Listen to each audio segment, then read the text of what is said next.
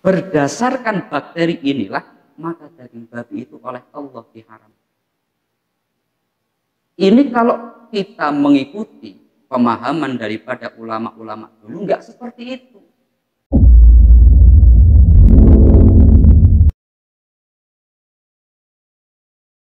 Yang Al-Quran itu menjadi petunjuk bagi orang-orang yang bertakwa, menjadi hidayah, menjadi penerang bagi orang-orang yang bertakwa, yakni orang-orang yang dia mau menjalankan perintah Allah dan menjauhi larangannya.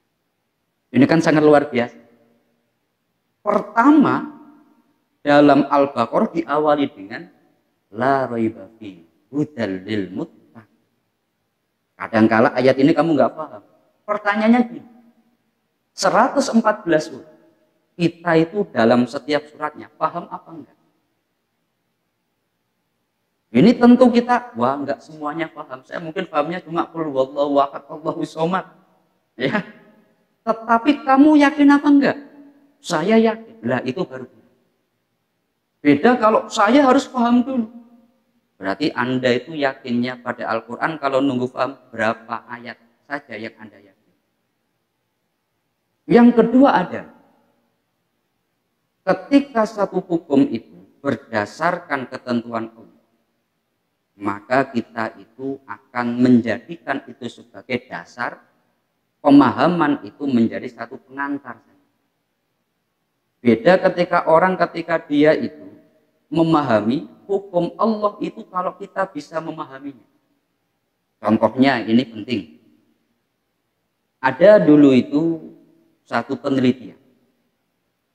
Ketika meneliti daging babi, kemudian di dalam daging babi itu ditemukan adanya bakteri atau adanya cacing.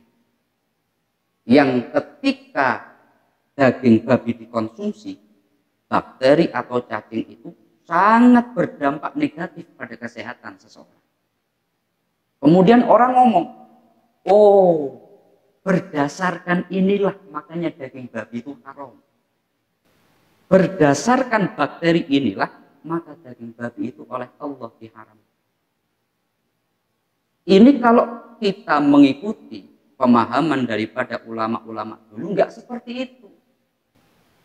Karena kalau orang berkata demikian maka dibalik tanya.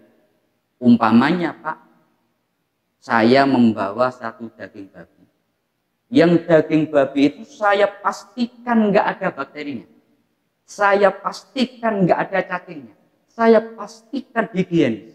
Anda berani mengatakan halal? Ini karena nggak ada bakteri. Anda berani mengatakan halal? Lah, ini contoh. Ulama ketika mengatakan daging babi haram, kenapa? Ya karena di dalam Al-Quran seperti itu. Masalah penelitian-penelitian yang mengantarkan kepada pemahaman itu bukan menjadi dasar dari hukum keharaman. Hanya untuk memahami saja. Tetapi ketentuan hukumnya orang paham atau tidak paham harus berdasarkan Al-Quran.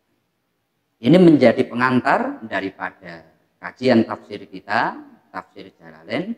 Ya semoga melalui pengantar ini kita semakin senang, kita semakin tertarik dengan kajian tafsir, dan semoga kita semua dan keluarga kita semua oleh Allah dijadikan min ahlil Quran.